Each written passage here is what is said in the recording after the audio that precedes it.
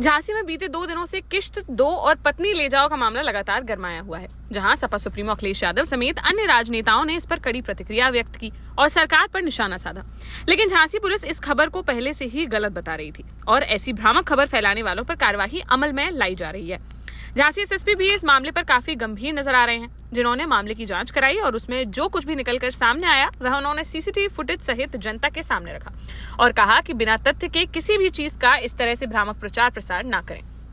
दरअसल यह पूरा मामला झांसी के मौड़ थाना क्षेत्र से जुड़ा हुआ है, जहां बमरौली गांव स्थित आजाद नगर मोहल्ले में रहने वाले रविंद्र वर्मा ने पुलिस से शिकायत करते हुए बताया कि उसने एक निजी बैंक से 40,000 रुपए का लोन लिया था, जिसकी मासिक किश्त के रूप में वह 2,120 रुपए की अब तक 11 किश्तें भर चुका है, लेकिन बैंक केवल 8 किश्तें दिखा रहा है। उन 3 किश्तों को लेकर उनका बैंक कर्मियों से विवाद हुआ और रविंद्र ने आरोप लगाते हुए कहा कि किश्त जमा न करने पर उसकी पत्नी को बैंक कर्मियों ने जबरन बैंक में 4 घंटे तक बैठा कर रखा, जिसके बाद उसने डायल 112 को कॉल कर पुलिस को सूचना दी। मौके पर पहुंची पुलिस ने दोनों पक्षों से बातचीत की, जिसमें दोनों ने बाद में आपसी समझौता कर लिया था। इसके बाद यह खबर सोशल मीडिया पर इस कदर वायरल हुई कि इससे प्रदेश स्तर तक हड़कंप मच गया और बुधवार को सपा सुप्रीमो अखिलेश यादव ने इस मामले में पोस्ट करते हुए लिखा कि $1 ट्रिलियन की अर्थव्यवस्था क्या ऐसे ही बनेगी? लोन ना चुका पाने पर गरीब की पत्नी को तो बैंक वाले बंधक बना रहे हैं, लेकिन सत्ता के करीबी जो लोग बैंक का खरमों लेकर भाजपाइयों द्वारा विदेश भगा दिए गए, उनका क्या? और अंत में लिखा, यही है भाजपा की नारी वंदना का कड़वा सच। वहीं जिले स्तर पर भी यहाँ राजनीति देखने को मिल रही है, जहां पूर्व केंद्रीय मंत्री प्रदीप जैन आदित्य बुधवार को पीड़ित दंपत्ति से मिलने उनके घर पहुंचे और पूरी घटना की जानकारी लेते हुए परिवार को हर संभव मदद देने का भरोसा दिलाया। साथ ही उन्होंने पीड़ित परिवार को 10,000 रुपए की आर्थिक सहायता भी प्रदान की। सोशल मीडिया पर यह मामला गर्माता नजर आ रहा है, जहां ट्विटर पर लगातार एक के बाद एक सैकड़ों लोग इस वीडियो को पोस्ट कर भ्रामकता फैला रहे थे, जिस पर पुलिस ऐसे लोगों पर भ्रामक खबर फैलाने के आरोप में कार्रवाई भी कर रही है। इधर इस गंभीर मामले को लेकर गुरुवार को झांसी एसएसपी बीबीजीटीएस मूर्ति लोगों के सामने आए और उन्होंने बैंक का सीसीटीवी फुटेज जारी किया, जिसमें दंपत्ति व बैंक कर्मियों के बीच वार्तालाप होती दिखाई दे रही है, लेकिन कहीं पर भी उन्हें जबरन बैठाने जैसी बात निकलकर सामने नहीं आई, जिस पर एसएसपी ने लोगों से अपील की कि बिना जांच व तथ्य के अवलोकन के बिना किसी भी चीज का भ्रामक प्रचार प्रसार न करें। विविध प्रचार प्रसार माध्यमों से द्वारा एक खबर प्रकाशित किया जा रहा है कि जनपद झांसी के ताना मोड़ में एक बैंक द्वारा एक शिकायतकर्ता और उनकी धर्मपत्नी को बंधक बनाकर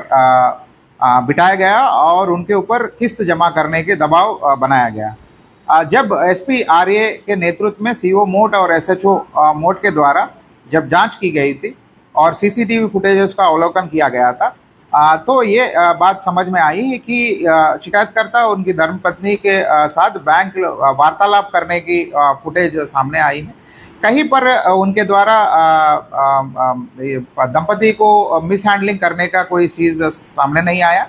और भी ये बात प्रकाश में आई है कि बैंक और जो दंपति के बीच में किस्तों के संबंधित सामंजस्य नहीं बनी है और उसी को लेकर इनके बीच में वार्तालाप हुई है। जब इनके बीच में सामंजस्य नहीं बना है तो शिकायतकर्ता ने 112 में पुलिस को कॉल किया था और उसके बाद दोनों पक्ष थाने पर आए थे और थाने पर इन लोगों ने अपनी समझौता कर लिया और सामंजस्य बनाकर फिर चले गए थे। इस पूरी चीज को गहनता से फिर से लेते हुए एसपी आरए को हमने ये निर्देश किया है कि एक जॉइंट रिपोर्ट पुलिस और प्रशासन के द्वारा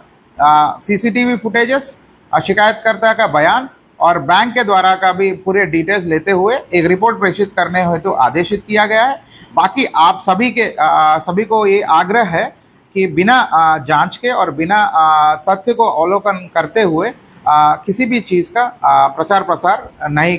करें। देश का जाना माना सैनफिन ग्रुप आपके लिए फिर लाया है झांसी में वास्तु के हिसाब से फ्लोर प्लान सहित एक शानदार टाउनशिप, जिसमें सुरक्षा की दृष्टि से सीसीटीवी, एक ही ग्रैंड गेट से एंट्री और एग्जिट, चौड़ी सड़कें, parking, car wash area, senior citizen and international fountain parks, swimming pool, gym, badminton, tennis आदि courts, school, hospital, shopping mart आदि कई सुविधाएं। इसीलिए तो हम झांसी में लोगों की पहली पसंद। 12 साल पहले अपने स्टार्टअप के साथ ही योग्य नेतृत्व, अनुभवी टीम और सक्षम सेंट्रलाइज और उत्तरदायी प्रबंधन के बल पर सबको घर गुणवत्ता के साथ समय पर घर की योजना के तहत सैनफिन समूह ने बहुत ही कम समय में 1500 से ज्यादा यूनिट्स को दिया है कब्जा। समय पर डिलीवरी से हमारे ग्राहकों में बड़ा है विश्वास और मिली है संतुष्टि।